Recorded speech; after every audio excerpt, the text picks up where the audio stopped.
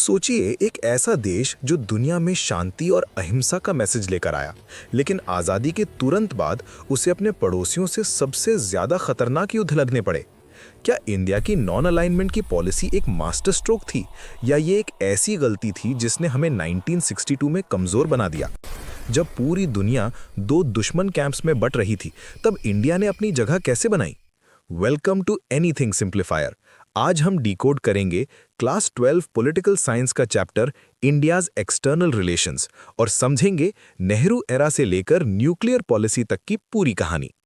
जब इंडिया 1947 में आज़ाद हुआ तो दुनिया के हालात बहुत नाजुक थे। वर्ल्ड वॉर 2 खत्म हो चुका था, लेकिन कोल्ड वॉर शुरू हो चुका था, जिसमें दुनिया दो हिस्सों में बट गई थी, यूएसए का कैपिटलिस्ट ब्लॉक और यूएसएसआर का कम्युनिस्ट ब्लॉक। इंडिया के सामने सबसे बड़ा सवाल यह था कि हम किस साइड ज्वाइन करें।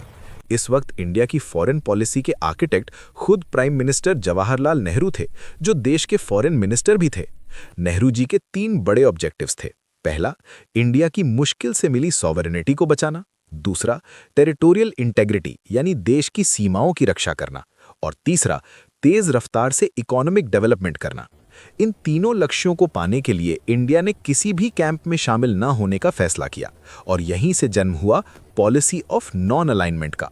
लेकिन ध्यान रहे, नॉन अलाइनमेंट का मतलब दुनिया से कट कर रहना यानी आइसोलेशनिज्म नहीं था, और ना ही इसका मतलब हर मुद्दे पर चुप रहना यानी न्यूट्रलिटी था। इसका असली मतलब था कि इंडिया अपने फैसले खुद लेगा और किसी सुपर पावर के दबाव में नहीं आएगा। इंडिया ने कोल्ड वॉर की टेंशन्स को कम करने में एक एक्टिव रोल निभाया और नैम यानी नॉन अलाइंड मूवमेंट को लीड किया। लेकिन क्या ये पॉलिसी हमेशा सफल रही? क्रिटिक्स का कहना था कि इंडिया की पॉलिसी अनप्रिंसिपल्ड थी, क्योंकि 1956 में जब ब्रिटेन ने इजिप्ट पर हमला किया तो इंडिया ने विरोध किया, लेकिन जब यूएसएसआर ने हंगरी पर हमला किया तो इंडिया शांत रहा। इस पॉलिसी का सबसे बड़ा टेस्ट तब हुआ जब इंडिया के रिश्ते अपने सबसे बड़े पड़ोसी चाइना के साथ खराब होने लगे। शुरुआत में इंडिया और चाइना के रिश्ते बहुत फ्रेंडली थे, जिसे हिंदी चीनी भाई भाई का स्लोगन दिया गया था। इंडिया पहला देश था जिसने कम्युनिस्ट चाइना को रिकॉग्नाइज किया था, और 1954 में दोनों देशों ने पंचशील एग्रीमेंट साइन किया, जिसमें शांति के 5 सिद्धांत शामिल थे। लेकिन ये दोस्ती ज्यादा दिन नहीं टिकी, क्योंकि चाइना ने 1950 में तिब्बत पर कब्जा कर लिया था। धीरे धीरे तिब्बत में चाइना का कंट्रोल बढ़ने लगा, और जब वहां के लोगों ने रिवोल्ट किया तो 1959 में दलाई लामा ने इंडिया में शरण ली। चाइना इस बात से बहुत नाराज हुआ और उसने आरोप लगाया कि इंडिया उसके इंटरनल मामलों में दखल दे रहा है। इसके अलावा जम्मू कश्मीर के लद्दाख रीजन और अरुणाचल प्रदेश में बाउंड्री डिस्प्यूट्स बढ़ने लगे। इंडिया को लगा कि चाइना कभी हमला नहीं करेगा, लेकिन ये सोचना इंडिया की सबसे बड़ी भूल साबित हुई। अक्टूबर 1962 में चाइना ने अचानक दोनों बॉर्डर्स पर एक मैसिव इन्वेजन लॉन्च कर दिया।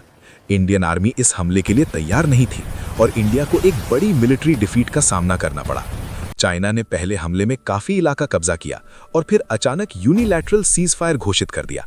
इस हार ने इंडिया की इमेज को देश और दुनिया में गहरा धक्का पहुंचाया। नेहरू जी की फॉरेन पॉलिसी की कड़ी आलोचना हुई और defence minister VK Krishna Menon को रिजाइन करना पड़ा। इस वॉर का असर ये हुआ कि इंडिया और चाइना के डिप्लोमेटिक रिलेशंस 1976 तक डाउनग्रेड रहे और इंडिया के अंदर कांग्रेस पार्टी की पकड़ कमजोर होने लगी। लेकिन सिर्फ चाइना ही नहीं, इंडिया के दूसरे पड़ोसी पाकिस्तान के साथ भी टेंशन्स लगातार बनी हुई थी।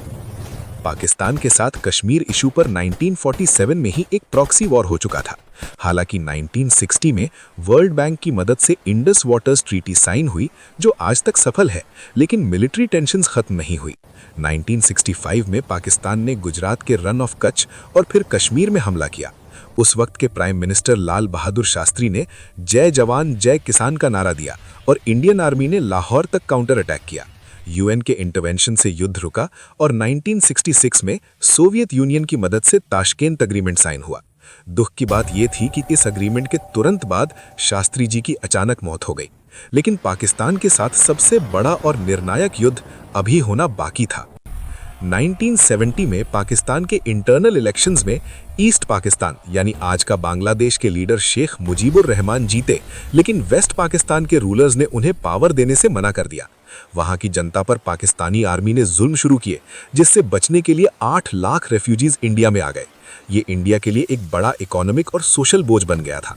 प्राइम मिनिस्टर इंदिरा गांधी ने डिप्लोमैटिकली दुनिया को समझाया, लेकिन जब कोई हल नहीं निकला तो इंडिया ने मुक्ति वाहिनी को सपोर्ट किया।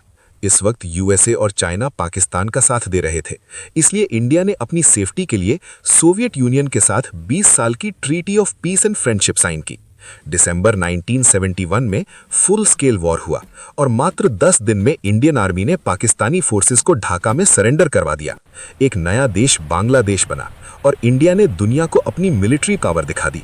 इसके बाद 1972 में शिमला एग्रीमेंट हुआ, जिसमें शांति बहाल करने की बात हुई। इस दौर में इंडिया ने महसूस किया कि अपनी सुरक्षा के लिए सिर्फ कन्वेंशनल हथियार काफी नहीं है। चाइना 1964 में न्यूक्लियर पावर बन चुका था, इसलिए इंडिया ने भी अपना न्यूक्लियर प्रोग्राम तेज किया।